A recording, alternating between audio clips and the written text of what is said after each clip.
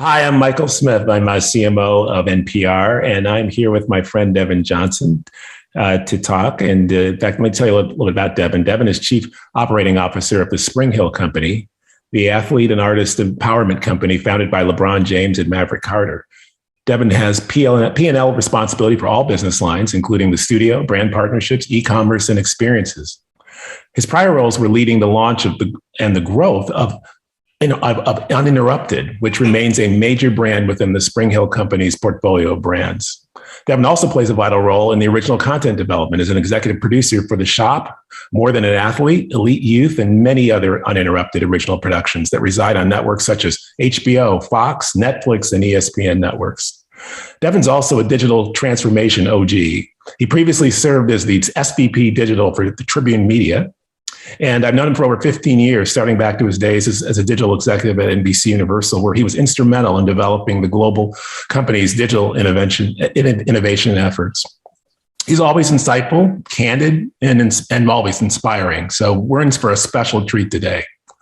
Let me just start, Devin, with your personal story. You studied accounting and marketing, and you began your career in finance and consumer product companies. How and why did you get into media? Oh, that's a good question. I was in college and I worked on a newspaper called the Black Student Monthly.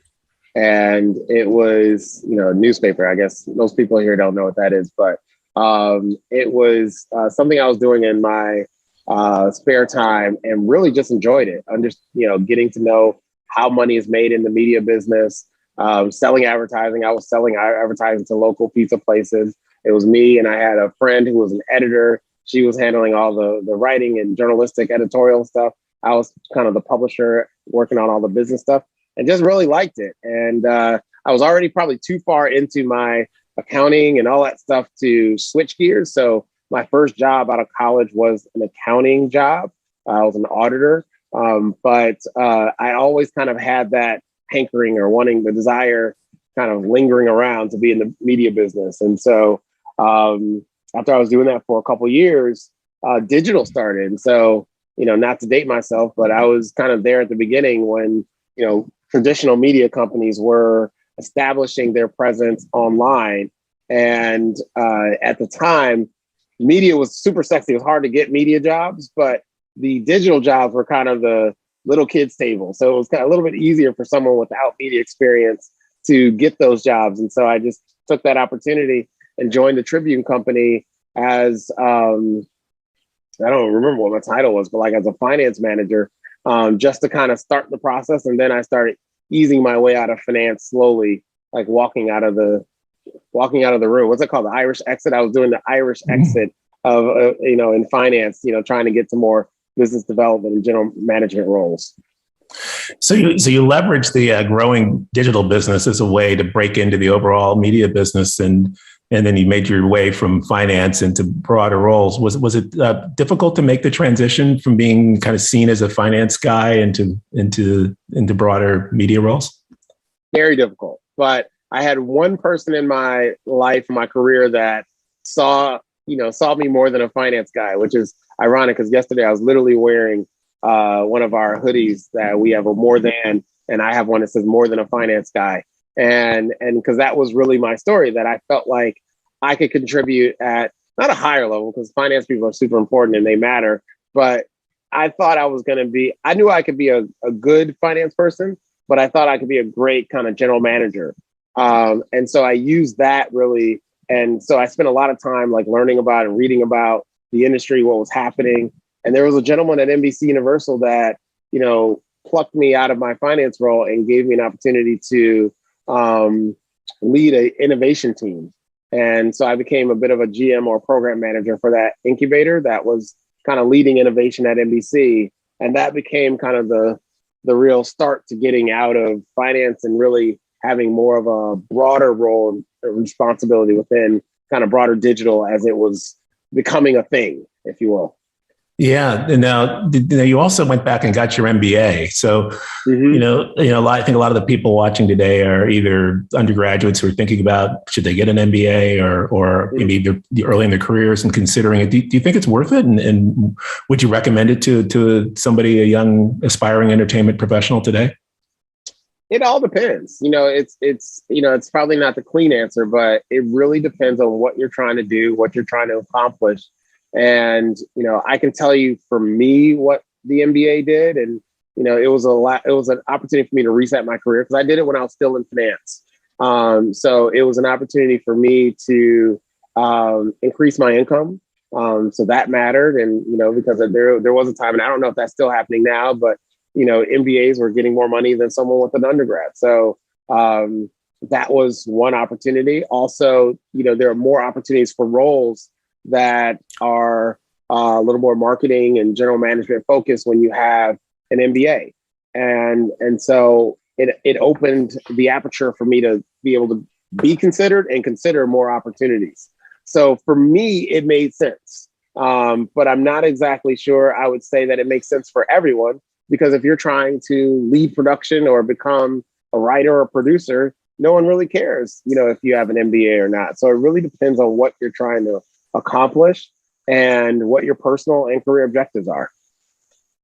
So an MBA can be helpful, but probably, I guess, more importantly, what do you think are just in a general sense, the key success lessons, some of them that you've learned throughout your career that have really been important to your overall success? So broadly, not related to an MBA. Yeah. Okay, sure. One I kind of talk about a lot, which is kind of betting on yourself. I think we are now at a stage where almost everything is a little bit disrupted. So there's really nothing you can't do by yourself. So I get approached a lot with people saying, hey, I want to produce something, or I want to be an on-air personality, or I want to, grow my career on the entertainment side. And I always say the best place to do that is to do it yourself. With a YouTube channel, you can become your own publisher, your own talent, and you can see how difficult it is to aggregate and to build audience. Because what you're trying to do at a micro level is the same thing that we're trying to do at a macro level, is just build audience. And so the best way for you to understand is just to get in and start doing. And I think that's one thing that people, I think are somehow looking for some organization or someone to anoint them and say, "Ooh, they're talented," but you can anoint yourself and you can do the work and, build your own platform. And right now, the entertainment industry is really built on creators. And so that's what I would kind of say. So I would say that's one key component is betting on yourself. And really, if you are trying to get a job at an NBC or an ABC or a Disney, or nothing better than saying, I did this in college, I built this, or as a influencer, I've amassed an audience of X million people. That's the best way to show what skills you have. And so that's why I would say kind of betting on yourself is one. The other thing is, be real intentional about the people that you're around, and the resources that you use. So I always tell people, in this world now, there's so many opportunities. So the first thing I always tell people to do is live within your means. So as a young person getting out of college, the best way to keep flexibility and put yourself in a position to make good decisions about your life and your career is to live within your means. And what I mean by that is, if you start making $50,000 and spending $50,000, you are now in the machine, and you have to maintain jobs that are going to keep paying you more and more and more to live the lifestyle that you're trying to do. And sometimes there's going to be a point in your career that you may decide that, okay, I went to school and I'm working on Wall Street and I'm making a lot of money, but I'm not really sure I want to do that going forward. And it becomes really difficult to get out of that career when you're living on all the cash that you're making from that role. And you can't decide that I want to go back and be a page in NBC Universal and make, $40,000 a year. And so now you're in that machine, and now you're not making decisions based on what you want to do. You're making decisions on based on what you need to do. And so how you live your life can impact the career decisions you make. And you will start probably not making really smart career decisions because you're making them on money. And so I'm always kind of pushing people to just, be careful how you spend your money and think about it, because happiness and what there's a strong correlation to your own personal happiness and what you do for a living. And if you can make smart decisions career-wise, you will just be a happier person. And I'm always trying to just make sure that people understand that correlation and make decisions that are going to support you figuring out how you spend most of your time during the day is going to be a correlation to your happiness. So I think it's great advice about not letting money be really the motivator in the decisions that you make. But how do you know when it's time to move on to a new role or when it's time to stay and stick out an experience a difficult experience that you're going through? It's funny because it's one of those things, like there is a right time to leave, right? And, just like anything else, timing is everything. And I always tell, sometimes people stay too long in roles and sometimes people leave too quickly. And, the point you're making is right, is that, sometimes you have to work through some of those challenging situations or have a boss that's challenging. You're going to have to work through that because those are skills that you take with you to your next role and to other parts of your career. And if you always jump and leave when you're running into a tricky situation or a tricky boss or whatever the case is, you will never take the learnings to be able to be a better leader. So when you're now in that position, you won't have kind of what it's like to be able to empathize with people below you. Nor will you be able to, I think, really adjust and kind of grow your leadership profile. So I don't know if I have the right answer as much as just saying that be very thoughtful about, where you are and are you still learning? If you're not still learning and if you're not becoming better and if you don't think you can contribute at a higher level, then it may be time to leave.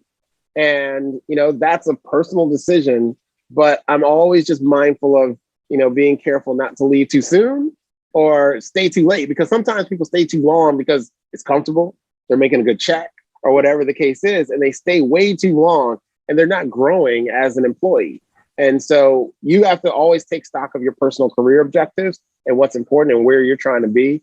I have a good friend that had a really good job, and I was, and he left and he said, "Hey, I'm on a track to be a CEO, and this is not putting me, the company I'm at isn't willing to give me the next step that I need to become a CEO of a public company." And I was very intrigued by that because at the time I just thought he had an amazing job, and he took a risk and went somewhere else because he knew where he was trying to be and he knew what was needed to get there and knew that the company that he was at was not willing to give him that role at that time. And so he made a very, what I would say, aggressive decision to move that paid off. He is now a CEO of a public company. So you got to know what you're trying to do. Yeah. I guess that perception piece is so important. Just shifting gears a little bit. Last spring and summer was the beginning of America's latest racial reckoning. We're out over a year into this. And do you think it was a moment? Do you think it's an enduring thing? Have you seen lasting change? What's your take on how it's affected Hollywood and the media and the media business? There is definitely a change going on everywhere. And I think people are starting to be a little more open to the idea that how they were doing or how they were running their business or their department or their division was not necessarily as inclusive as they may have thought. And there's a lot of well-meaning people that were, not taking the next steps of what's required to really build a diverse workforce. And I think, at SpringHill Company, we have made the decision and we've been very intentional about diversity and what that means for us. And we know that we've seen our business perform very well because of diversity. So it's never has it been anything that we've needed to make an initiative or, try to, figure it out on the back end. It's really at the core of what we've done to date. And is always woven into what we do. And we see business results as a part of that. We're seeing now that, the fact that when we show up to a meeting and we're very diverse and you look at now everything's a Zoom window, that you can look at our boxes and you can see, wow, this represents America. It's helped us, the product we deliver, I think, is stronger. So our creative team is diverse and everything, we get a lot of positive feedback that what they do is so on point, and it represents kind of the thinking and kind of where the country is. So I think it is a little bit of a transition that the country is going through. I think we will continue to see positive momentum, but we can never rest and think that, oh, well, things are going great or things are going better such that we're going to get to the place where, I don't know what the optimum place is, but I know we're not there yet. But I know that, from, board of directors, and you're seeing a lot more people of color being installed on boards. You're seeing leadership teams really looking at themselves to figure out whether they are diverse, and that matters. I think the business side has mattered. Yeah, I think you guys have had a really innovative take on diversity, maybe just a really forward-thinking approach to it, because traditionally a lot of minority-owned media companies explicitly brand themselves, for specific groups like BET or Univision or TV One, and obviously your company is led, by two African American founders, but you guys are taking a different path. Well, and what was the thinking behind that? Well, I think it's funny. Some people have thought that we are, a Black company, so therefore everything that comes out of us should be Black content or targeted towards African Americans. And that's just never been our position. I mean, we've never considered any of the companies that you've named to be competitors or even peer companies, in the sense that we are trying to make content that is the tip of the spear for culture. And culture is one of those things that is a little bit nebulous and undefined, but you know it when you see it, right? And so for what we do, you look at our content that we create either on the studio side or through our channels like Uninterrupted. And I hope when you look at it, you say, okay, this is stuff that's moving culture forward. And that's where we see kind of our value in what we do. And that's just not based on race. And so if you're thinking about it, when you look at what we create, you don't say, oh, this is content for Black people. It's just not how we see the world and not what we're doing. No shade to the people that do that, because as an African American, I love seeing myself, and I like to know that there's channels that, target me and that have, content that resonates with me. But at the SpringHill Company, we are, creating content that's pushing culture forward, and that's where our focus is. Yeah, I think that's really prescient. The theme of this year's conference is bringing your whole self to work. And how has that been for you in your career? Have you felt like you've been able to bring your whole self to work? I'm getting better at it, over time. It's not something that I think in my younger years I was really doing early on in my career. And I wish I knew, when you talk about talking to your younger self, I wish I knew then how valuable my entire self would have been in bringing it to the company.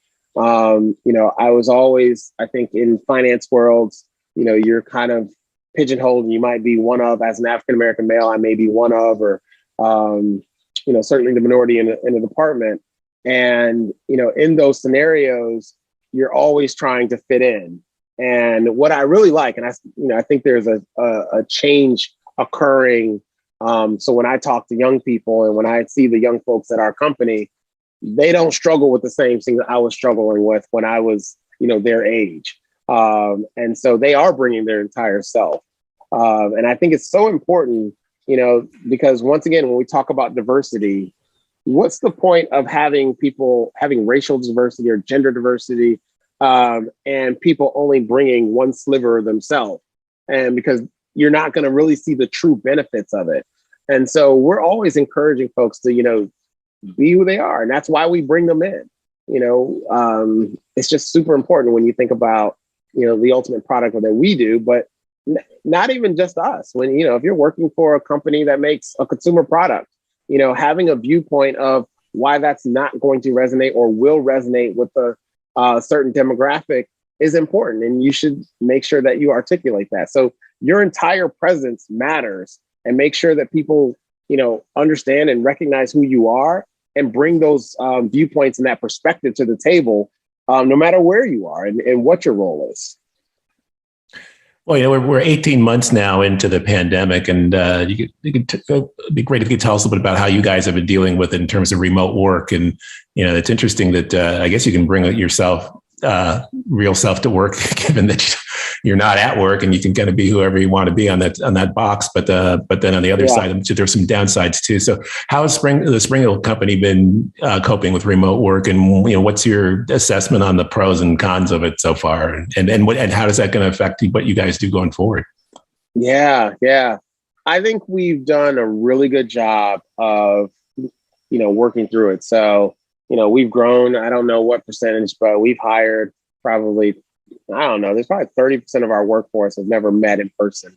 And we're in a growth trajectory. So, our revenue is growing, our business is growing, our people growing, all that stuff's happening in the midst of the pandemic. And so I think we've done it as best as we can through it. We've had some bumps in the road, and certainly it's challenging. And I think the things that what I've noticed is, and there's certainly a group of folks that are yearning for that community, yearning to work together. But there's a lot of folks that love the remote. And, and I think what we've been trying to do as a company is balance that as we go forward, because I know that work is never going to be like it was. We have to adopt with that. But what I also know is that some of the people that are saying that, oh, they're better working remotely are thinking about it from their perspective, meaning that, yes, you may be more productive, but the question is the company more productive with you being home? Mm-hmm. And finding that right balance is what we're kind of working through right now, because I know that problem solving is much harder. Mm-hmm. It's one thing when things are going well. Yeah, we can handle this in Zoom boxes. But once you have an issue, it becomes super difficult to actually manage through that and get to a solution when you can't just go grab a coffee. You can't just go sit down, or somebody can swing in your office and say, hey, I'm struggling with X, Y, and Z. When you remove those in-person kind of opportunities, problems that could have been solved in 30 seconds sometimes take 3 weeks to get solved. And that's a challenge. And I don't think there's a fix for that. Yeah. I guess you're kind of getting at that, those sort of informal relationship things that mm-hmm. Zoom doesn't do. And I think, and they say that business is all about relationships, and in growing your career, especially, it's about, building relationships with people. So for a lot of the listeners, watchers who are young in their careers, going into a remote world, what advice do you have, given the fact that they're going to not maybe have as much access to in-person relationships? What can they do? I think there's a couple things. One is be available. I think there are small things like, we always struggle with turn your cameras on. No one's going to get to know you looking at a black box with a gray figure in it. So I would say that's the first thing. Make sure that you're as available as possible. And then also schedule one-on-ones with people, inside your group, outside your group, other parts of the company. Never shy away from setting those calls and just meeting people and having informal dialogues, informal conversations, because that's how people are going to get to know you in the absence of, seeing you every day or walking past your desk or seeing for me, a University of Michigan helmet on my desk. And, maybe you hate Michigan or love Michigan, whatever the case is, but starting a conversation or a dialogue about it. Those are the kinds of things that you miss out in a Zoom box. And so find ways to replicate that outside in the Zoom universe. Our creative team did something really interesting one day. They had a virtual dinner, and they all sat. I think they might have been even watching a game on television. So they watched a game. They all ordered from the same restaurant, and they all ordered different things, but they ordered from the same restaurant. So they tried to replicate it creatively, having dinner together. Now, this was into the pandemic when restaurants were closed. But it was just a really interesting opportunity for them to get together find community and have dialogue without, being able to meet in person. So find creative ways to meet and interact and engage with people. Yeah, that's a really cool idea. I can imagine even if you all ordered the same thing from the menu, and then in your different Zoom boxes gave your opinions and shared experiences about it. Yeah. Who have been some of your favorite mentors in your career, or have you found mentorship valuable to you, and if so, who have they been, and what have they taught you? I've definitely had mentors, and they all, I think, teach me different things. And I think the thing that I've learned is that you can't do it alone. And just like, I struggle with trying to get in shape, and you need a coach or a trainer to push you beyond where you think you can go. That's what I need. And, I think one of my trainers told me, like, everything that you want and desire in life is on the other side of hard.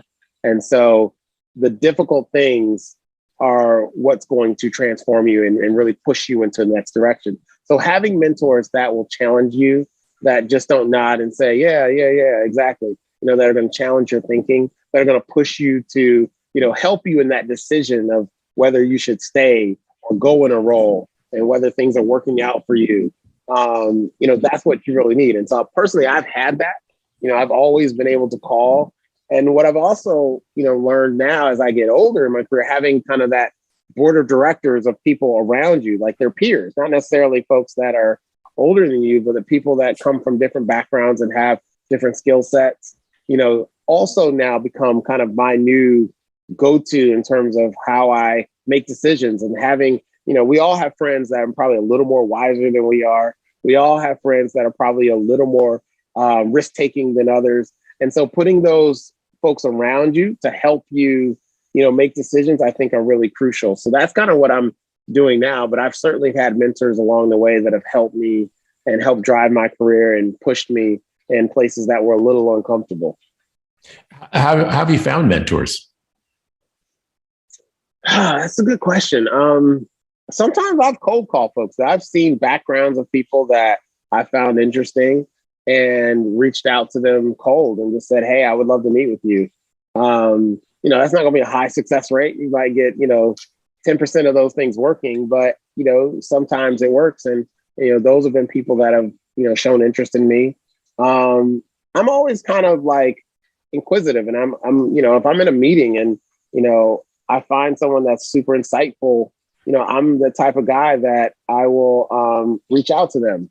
So I think, that's one of those things that I've seen to date that's worked for me.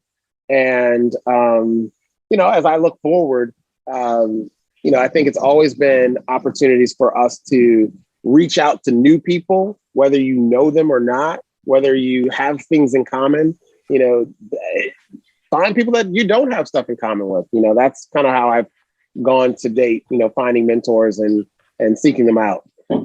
That makes sense. Well, it's been really a great conversation today. I have just one last question. I was going to ask you about who you thought was going to play in the NBA Finals this year. So I guess the first part of it is given who your bosses are. We'll say the Lakers, but who do you think the other team is going to be? It's funny. This is probably the thing that I'm probably not so good at. I definitely think on the Western Conference, there's a lot of activity, and there's going to be a lot of jockeying in the Western Conference. See who comes out on top. How can you bet against the champs? Coming from the Eastern Conference, how do you bet against Milwaukee? I don't think they're getting all the respect that they deserve. So I'm excited to see what that happens. I think New Jersey's got a lot of stuff going on there, that they need to figure out, and they don't even think. I don't think they know who their team is going to be. You got to put a plug in for my Bulls. I'm a Chicago guy. So, I'm excited to see the new look Bulls and what they're able to do. But yeah, I'm going to bet on the boss man. I think, I believe that, we can see the Lakers in the finals for sure. All right. Well, talking sports is part of bringing your entire self to work. So, yeah, so Sure. thank you very much, Devin. It's been a great conversation, and look forward to doing it again soon. No problem, man. It was great seeing you. And thanks for having me.